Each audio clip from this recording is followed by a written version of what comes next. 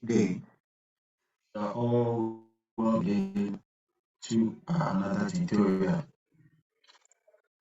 My name is Matibua, and I've been the one taking you the tutorials of this world.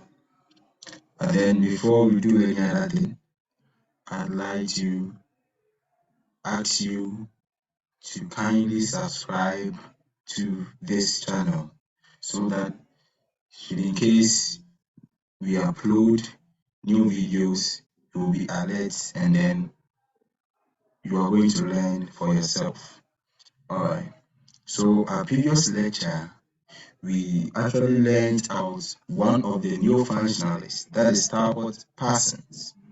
He spoke about his idea of all-encompassing theory or wide-range theory, his agile framework, and the rest.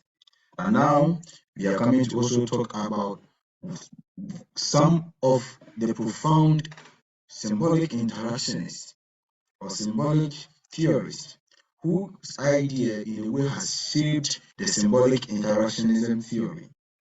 Now, let us listen to this story. There have been some classical sociologists. There has been some arguments between them. Karl Marx, Emile Durkheim, Herbert Spencer, and Max Weber. These people are considered the classical sociologists. This is because their ideas, in a way, have shaped sociology. Now, among these four, you can see that Herbert Spencer, Karl Marx, and Emile Durkheim, they are saying that we should study society, but that we should study society based on the social structures that they find themselves in. That we can't study human behavior by not studying the structures that they find themselves in.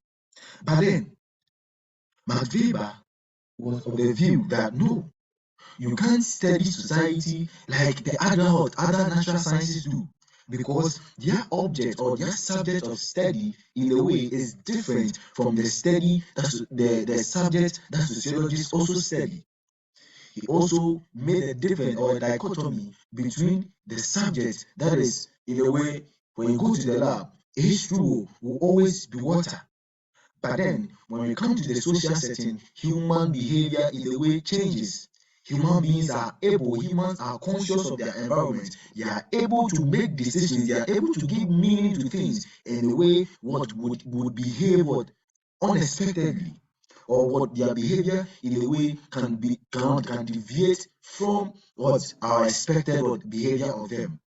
So with this, Edmund Husserl, he also coined the term phenomenology, trying to understand the meaning of phenomena, trying to understand the meaning that people give to the situations and the things around them. So, Edmund Husserl, he coined the term phenomenology, and then he gave it a psychological aspect. That human beings, in a way, give senses or give meaning through their senses. That how are we able to sense that this is smoke? So we have given meaning to our senses. And then his student Alfred Scott, in a way, gave the term phenomenology a more sociological point of view.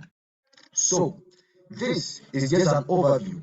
Now let us dive into it. But before that, another reminder, kindly please subscribe to this YouTube channel. Alright. Just as I said, phenomenology was developed by Edmund Husserl and given more sociological meaning by Alfred Scott. And Alfred Scott was a student of Edmund Husserl. This theory seeks to understand the meaning to things rather than how things came into being. It criticized the idea that human behavior can be understood by studying the structures the individual find themselves in. So, the humans make meaning to their environment through their senses, the eyes, the ears, nose, and tongue. So we use our eyes to see, we use our ears to actually listen, and then we use our nose to perceive, to smell things, and then we use our tongue to taste. According to Edmund Husserl, these senses or these organs of human beings are what they are able to make sense of the environment or of the things around them. How are we able to see that what is going in is a car? Because our eyes was able to see, and then we have given to it some sort of what meaning. According to Edmund Husserl, human beings cannot be pupils of the society because human beings, or in a way, give meaning to the situation that they find themselves in. If the senses of humans are taken out of the situation, there is going to be a chaos in the society. This is because humans are faced with complex situations in their environment as they relate with each other. You will see that as we relate with other people, as we continue to relate with other people, you will see that the relationship becomes more complex, and then it is the meaning that we make out of the relationship that determines how we behave towards other people. So, according to Edmund Husserl, humans have categorized their senses based on some common characteristics. How are humans able to know? How are humans able to categorize that, okay, this is a mammal, this is a tree, what is going is a car, what is going is because those people or those things in a way have some common characteristics. So we make senses based on some of the common characteristics that we have given to phenomena around us. How are we able to see that all these birds and then cocks and they are all classified as birds? Why? Because of what? Some of the characteristics that what they find themselves in. So according to Edmund Husserl, human beings in a way has what use what we call categorization. They categorize their senses based on some common characteristics. So we are able to say that, okay, these things are trees, or this is a plant. These are fishes. Animals that live in the water, they are fishes. So that is what Edmund Husserl means by his idea of phenomenology. Then physical objects, according to him, physical objects also do exist. But then they are because that is how we have sensed them to be.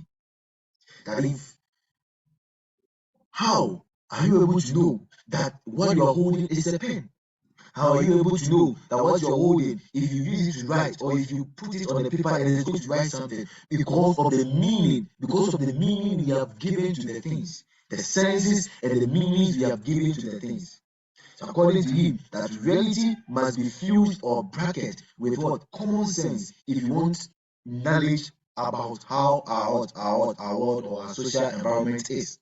If we want to understand how the social environment works, then we cannot take out common sense, the meaning that people give to things, the sense that people give to things. That if you want to understand how the social environment works, then we must try as much as possible to understand the meaning that they give to things, because it is through understanding the meaning that we give to the things around us that will determine how we behave towards us. And then by doing that, you'll be able to get a perfect knowledge about how the social world works. So phenomenologists urge that we should study the way in which humans make sense of their environment and differentiate events if you want to understand the social world. Now, the big question is, how then can human subjective meanings be studied? How will you be able to know that this is the subjective meaning, this is the subjective meaning, this is the meaning that other people have given to things?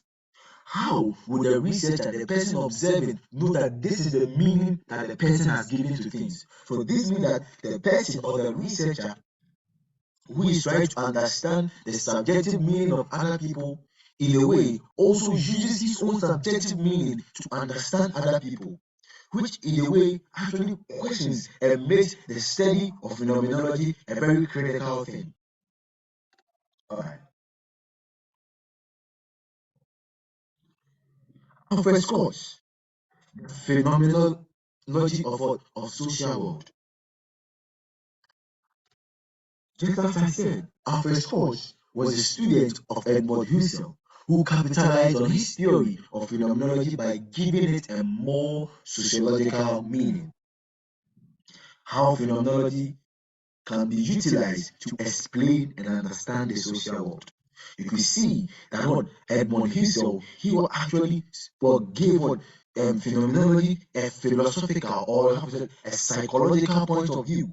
But then Alfred Scott, who was a student of what of Edmund himself, he utilized his teacher's concept of phenomenology to understand or to explain how the social world works.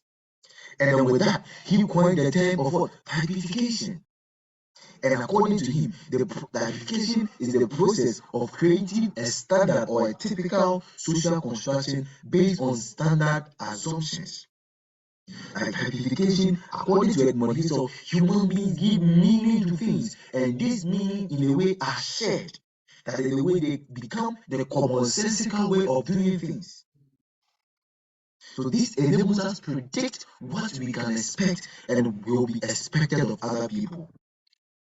That how are we able to know that as the teacher is coming to the class, how are we able to know that the teacher is supposed to teach us? Why? Because we have developed the right typifications. How are we able to know that if you want to answer a question in class, you must raise up your hand, and as soon as you raise up your hand, the teacher will or the lecturer will know that you want to ask a question. They are the typification. They are the various commonsensical way of living, the various commonsensical way of doing things. So according to Alfred Scott, human beings in a way behave, and human beings in a way behave based on what we call typifications. Because we just said that human beings in a way give subjective meaning to the things that is around them. That if human beings give subjective meaning to the things that is around them, then how then are they able to create order in the society? So how then are we able to relate with other people? Why is it that we don't live or we don't do things at the expense of other people? So that is the reason why he said that human beings in a way have created what we call typifications, the standard or the typical social construction based on standard assumptions. So these are not unique to the individual, but rather shared. As such, we are able to say that we see the world as other people do. So this therefore becomes a common stock of knowledge that influences the way we behave towards others. How are you able to know that okay, this is Vows Day, and then Vows Day we are able to give we give gifts to other people? How are you able to know that when you use ingratiation, you can actually use ingratiation, you can actually use words to actually coerce someone or to actually convince someone into what saying yes to a request? Those are the typification, the commonsensical way of doing things. So this therefore becomes a common stock of knowledge that influences the way we behave towards others. However, these common stock of knowledge are not static but flexible as humans interact. That you could see that the commonsensical way of doing things in a way are not flexible. Now let's look at those people in the beginning, the hunter gatherers, the way the common typification that they gave to things, the way they were living. Their society was what? Totally egalitarian. That they do things together. That they related with their environment, or they related more on their social environments. The way they behave in a way is different from the way that we also behave. So as time goes on, as we interact, as society moves on, human beings develop different typifications. That's what determines the kind of what behavior that they will put up towards other people. So it is because of the typification that is the reason why there isn't any conflict in the society, that we are able to know what is expected of us and then what we should also expect from others. How are you able to know that the banker or the teller in the bank is actually a person, is actually a human being? How are you able to know? Because and then you go or you start your journey to the bank with some kind of vim, with some kind of confidence, knowing fully well that you are going to meet a human being. Those are the various typifications, the common stock of knowledge that what are commonly shared among individuals that determines what you should expect of others and the way others or we also behave towards other people. So even though human beings have their distinctive subjective meaning things, however, the presence of typification help members understand each other's action and believe as if there is an ordered reality. Why is it that you can see that there is some sort of equilibrium in the society? Why is it that you could see that the human race or the human society in a way is behaving towards a particular trajectory? Why is it that you could see that most of the people we are using social media? We know that you can use Zoom to make me or to have a meeting with other people. Typifications. Even though we have our very subjective meaning that we give things, but then we are able to understand and take action as if there's an ordered reality.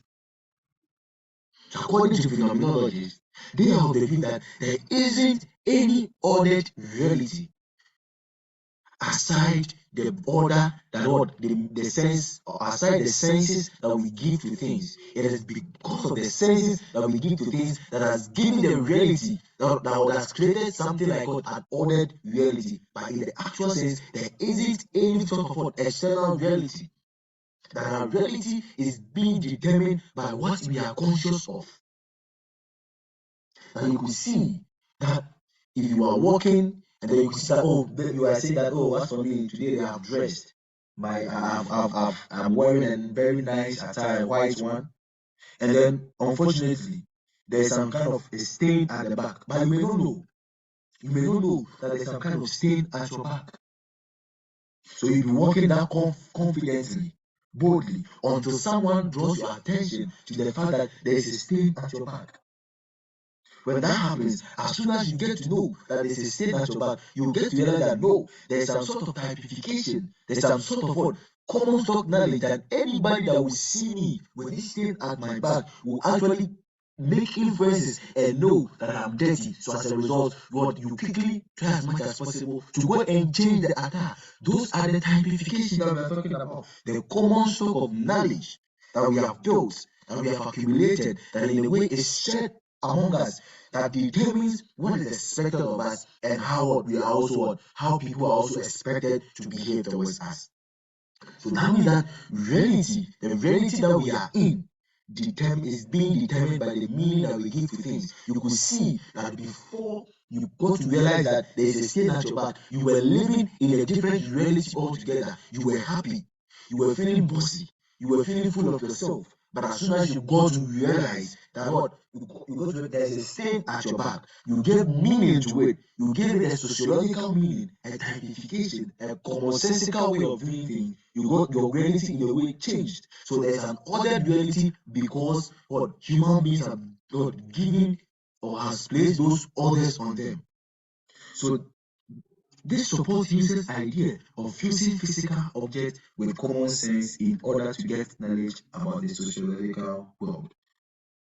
That the physical objects, they stay at your back. In order to understand it, then you must fuse it with the common sense in order to get the knowledge about the social world. Now, we are done with the concepts of phenomenology. That is, phenomenology in a way tried as much as possible to make us understand the meaning that people give to things, not how people give meaning to things. It's not how the meaning came to be, but how we give meaning to things. However, ethnomethodology, as what developed by Harold Garfinkel, was also developed from the principles of phenomenology. Yes, Garfinkel also believed that we must study the subjective meaning and the senses that people give to the things around them. But however, he actually sought to explain some of the ways, the methods that the individual or people use in order to make sense of their environment. So according to Garfinkel, sociological theories has taken social processes for granted. So he capitalized on the taking for granted in order to explain the way we make sense of our world. Ethnomethodology is an explicit theory that can be used to understand social life. It is a way of describing how people categorize and organize themselves to accomplish an ordered society and reality. So ethnomethodology, in a way, is trying as much as possible is the study of what the meaning that people give to things, how people give meaning to things.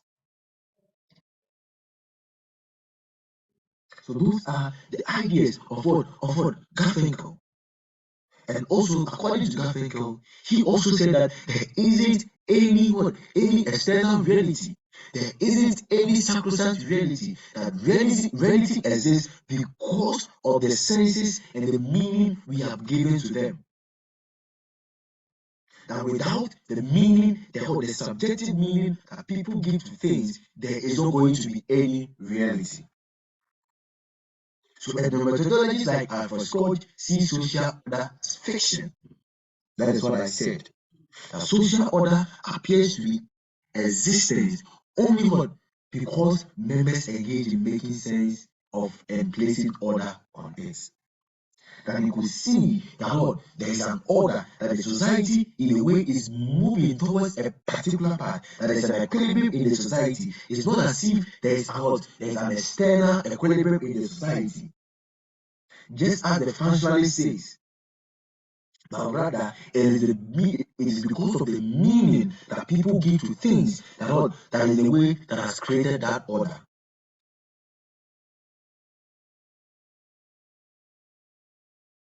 And you see that one sense and order is placed, or one sense and meaning is placed on social order, it helps members to know and describe it to other people. That you could tell other people that this is how you are supposed to be.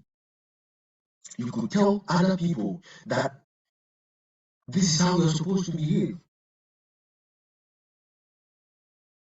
That when you come to the lecture room, this is how you are supposed to behave. You are not supposed to be talking whilst the lecturer is talking. Why? Because of the sense and the order that you have placed on that. It's not as if there's an external social order somewhere, but the social order comes as a result of the meaning that we have placed on them, as a result of the meaning that we have given to things, that in the way how, or as a result of the shared meaning that we have given to things, that in the way make us feel that individuals see the world just as we also see them. That the social world becomes knowable, reasonable, and understandable to its members. That we are able to understand the social world, we are able to reason with the social world, and then we are able to know how the social world works because we have given such meaning to it. I used to say it that there's extra of New Guinea with them. You could see that as in Ghana, that we talk against same-sex marriage. You could see that in extra of New Guinea, they in a way do not promote same-sex marriage, all right, but then they believe in the fact that there is what we call a hymn, that the semen of a man in a way contains some kind of special spirit that in a way bring good news to other people. That any man that does not have this semen in them, in a way, brings calamity upon themselves. So as soon as a child or a young boy is born, and then he reaches a particular age, now you could see that when a boy is growing at a particular age, the boy may not be able to have semen in them because they may not have reached the adolescent age. So before their adolescent age, before they develop the semen in them, there is a number of days that the father of those children in a way are supposed to have anal sex with them. Do you understand? They are supposed to have anal sex with them. And these people, in a way, they have accepted this as a commonsensical way of living. And then they can explain to other people the reason why they should do that. They can explain to other people the reason why they do that. Why? Because those people in a way has been shared or those behavior in a way has become the commonsensical way of doing things. There's a particular meaning that we are giving to those actions, and it is not as if that concept of him or that concept of him and the concept that you can sleep with your son. It's not as if that in a way is sacrosanct, that is external, that it cannot be tampered with, but then it exists because the individuals in the society in a way has given such a meaning to it. So humans behave based on the shared norms, common sense, and the order they place on things around them. So how did you know that the teller at the bank is a human being even before getting to the bank? How were you able to know? Because it has become the common sense, the common shared ideas that whenever you go to the bank, it is only human beings that are the teller. So you are going to meet human beings. So it has become some stock of knowledge. So as you are going to the bank, you know that you are going to meet human beings, and then you know how you are to behave towards them.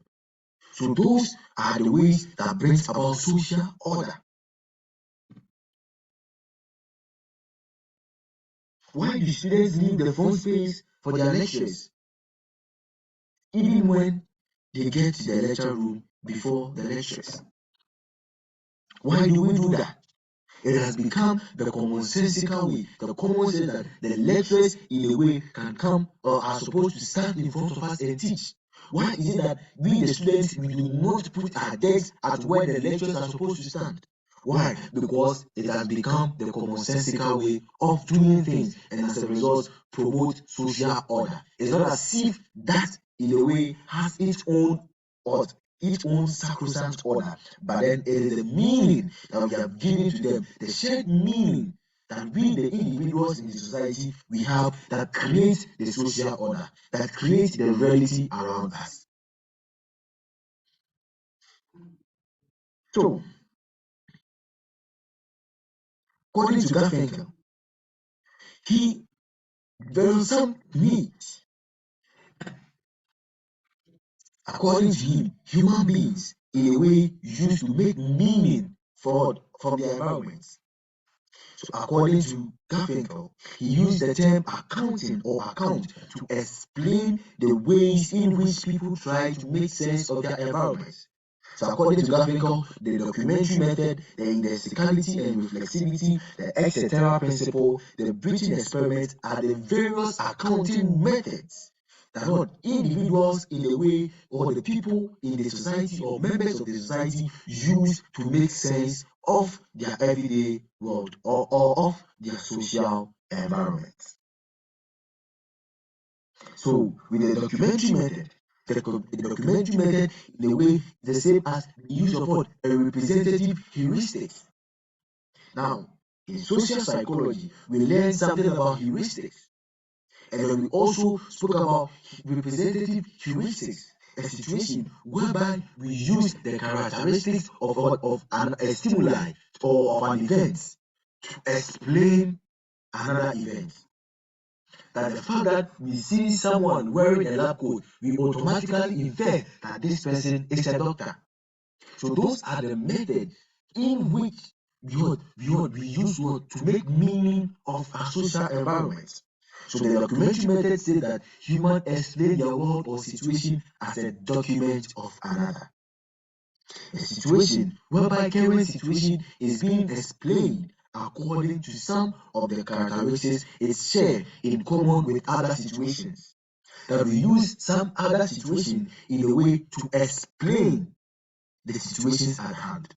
We can see what is happening right now. The amount of money that was found in the house of a politician.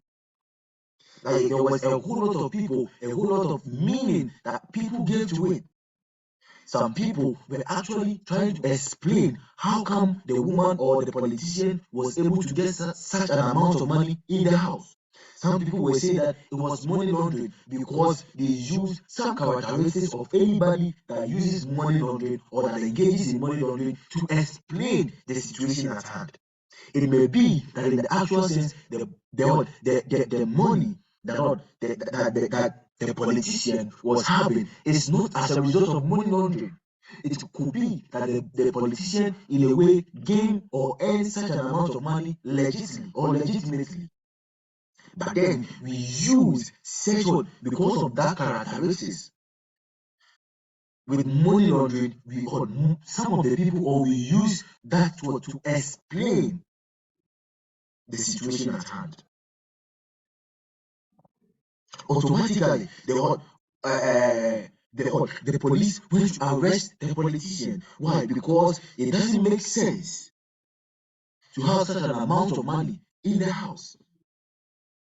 So they use a characteristics of another situation, of a different context, to explain or to judge or to behave towards the politician. That they could have waited to do investigation about how the person got the money, but then because the person has such a huge amount of money, they automatically infer that this person may have used devious means to get such an amount of money. So those are the documentary methods that we are talking about. That the person wearing a lab coat may be explained to be a doctor, but in the actual sense, he could be a mechanic or could be any other person else. So according to Garfinkel, we use certain characteristics of another situation to explain other situations that we find ourselves in. That is the documentary method of ethnomethodology. And then the coroner's office is also an example for the documentary method. That how are the coroners able to know, to account for the death of other people? We know that whenever something happens, whenever there is an accident, there is a situation, we have those people that we call forensic scientists. That they will come, look at certain things, certain situations, certain environments, the condition of the environment to actually explain whatever that happened. So according to Garfinkel, the coroners in a way use what we call remains to explain the incidents of death. And the remains that we are talking about is the physical remains, how the body appeared to be. That you could see that if the person died as a result because someone the throat was cut. How was the throat being cut? Was there some sort of hesitations in cutting the throat, or there was no hesitations? With that, the coroners would be able to determine and they would be able to know that this was a suicide or this was a homicide. So they use the characteristics of a situation to determine or to explain other situations. And the other thing is what? The social remains, the ideas of bystanders, the ideas of other people, the ideas of people standing. That whenever something happens, you could see that the police, in a way, also rely on the ideas of witnesses around to explain what could have been the cause of the situation. So they use the ideas of other people to actually explain what could have caused the death of other people. And with that, if they are able to use the remains to explain the death of the person, they can also use that to explain the kind of life that the person lived.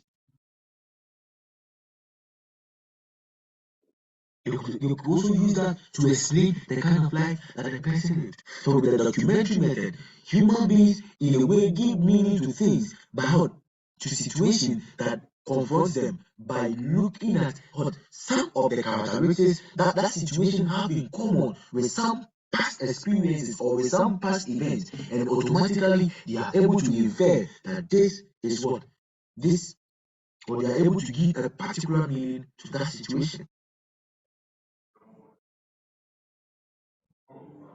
And another method for Garfinkel said that we can use to explain the social reality, or people in a way use to give meaning to the things and their social world or the things around them is what the idea, the method of what indexicality and reflexivity. With the method of indexicality is a key concept in ethnomethodology. It refers to the way that meaning of situations is a way that we give meaning based on what the situations that happens. That we give meaning to situation based on the context that we find ourselves. That how are you able to know that in a situation whereby you are walking among many people and then somebody in a way touches your private part or in a way touches your private part, you are able to make meaning that this person did not did it on purpose because you took into consideration the context in which the thing happened. But then if you were alone with the person and the person touched your private part, you could easily infer that this person in a way is trying to harm you, is trying to assault you. So you automatically give meaning to it. So according to the indexicality method, we give meaning to things based on the context that we find ourselves in. We give meaning to things based on the context that we find ourselves in. So the concept of indexicality refers to how individuals interpret and comprehend events in the light of immediate social context in which they take place. According to this method, meaning is made only in context. Now, if meaning is made only in context, it actually threatens the existence of what? Of humans. Then how are we able to relate with other people?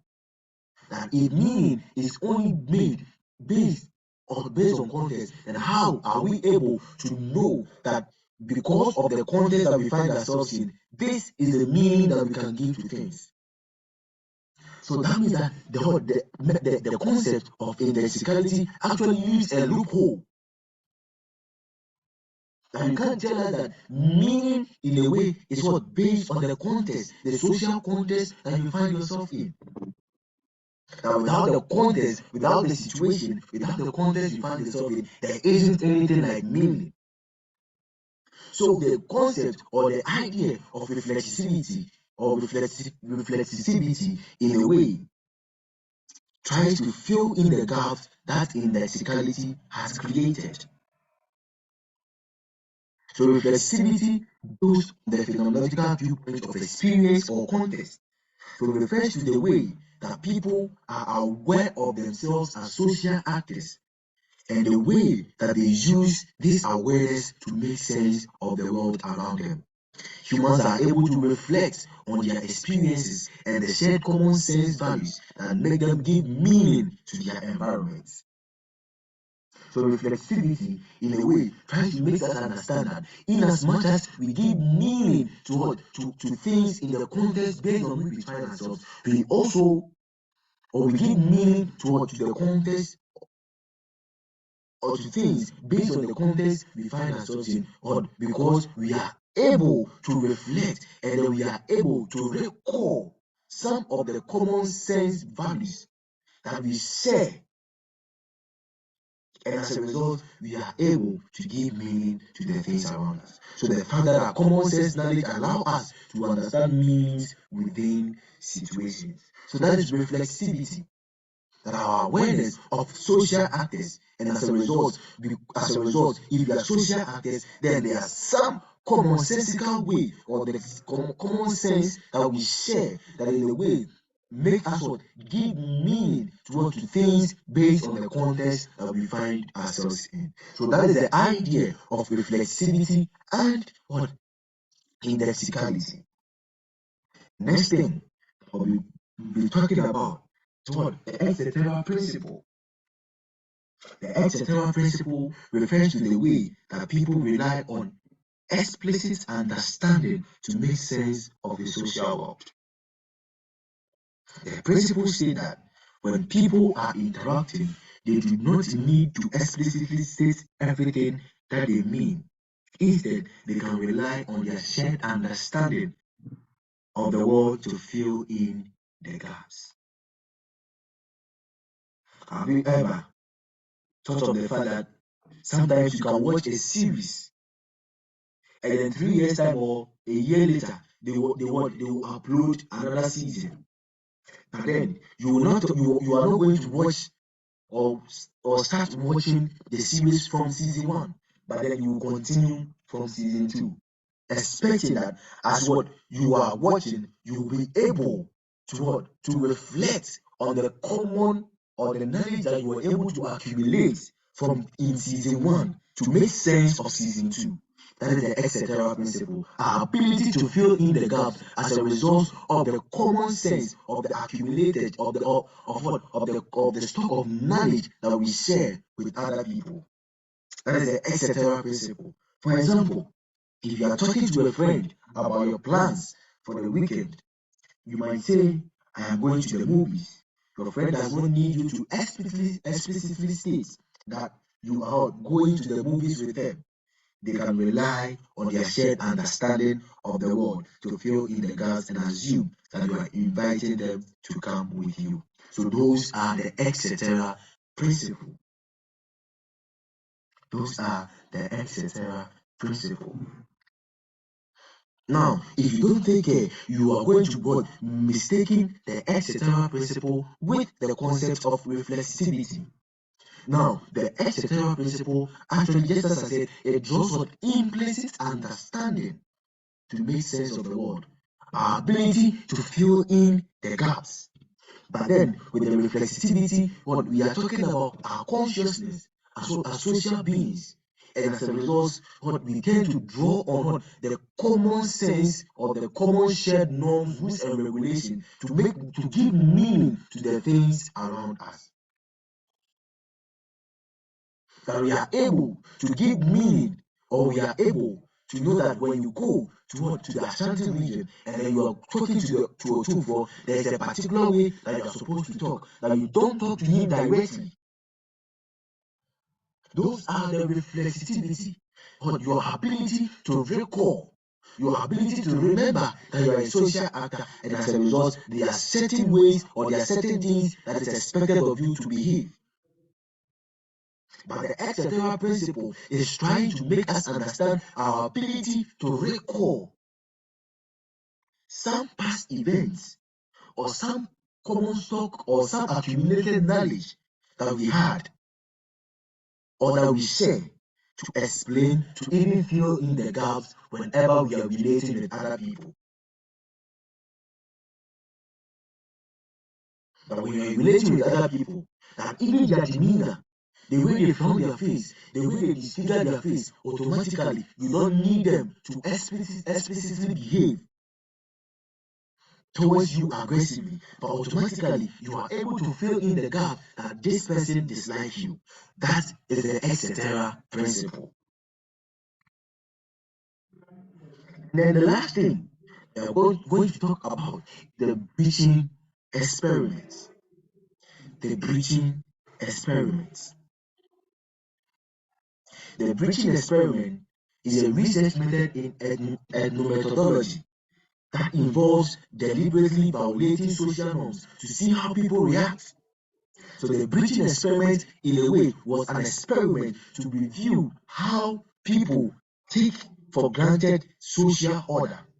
That a lot of people, especially the functionalists, they are of the view that social order, there is a equilibrium in the society as a result of the social institution, as a result of the social structures. But the breaching experiment was an experiment that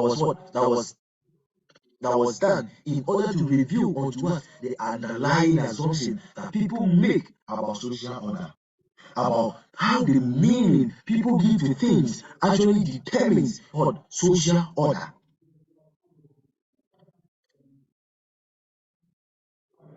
Now you could see that, for example, as you are writing exam at JQB, you could see that previously the two gates at JQB were opened.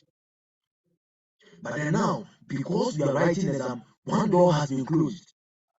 There was a situation whereby I was trying to use the other gates, and I got to realize that the other gate has been closed. At that particular time, the normal way of doing things has been breached. But then I was able to give a meaning to it and then I reform myself, and then went to take the door that has been opened. That is what the preaching experiment is trying to take. It's trying to make us understand that the situation whereby you go to the mall and then you just take things from the shelves and you start eating. That you just go to the mall, you just take things without paying.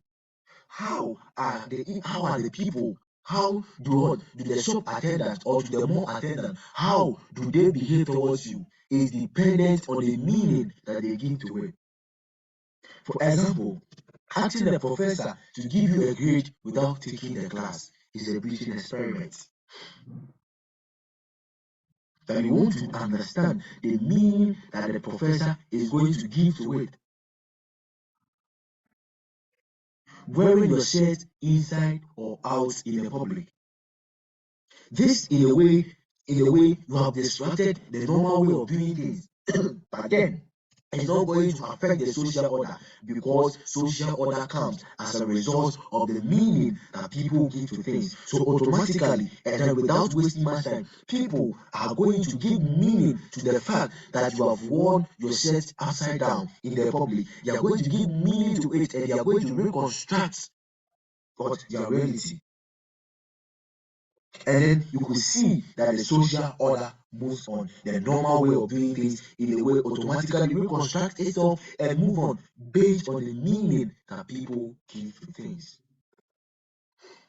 You could see that when COVID-19 came, the normal way of doing things was actually disrupted. But then human beings have given meaning to it to the extent that you could see that today we are behaving and we are living as if nothing ever happened. Asking someone to borrow their car for a week without giving them any reason, refusing to shake someone's hand when they introduce themselves. These are some of the ideas Garfinkel actually trying to make us understand about various ways that people give meaning to the things around them. So, we have come to the end of this class, or we have come to the end of the tutorials. I hope and I believe that this tutorial has been helpful. Please kindly help subscribe to the channel so that our services are going to be improved, and at the end of the day we are going to provide proper and good service to you. Please, once again, my name is Matthew. Kindly subscribe to the YouTube channel. Thank you.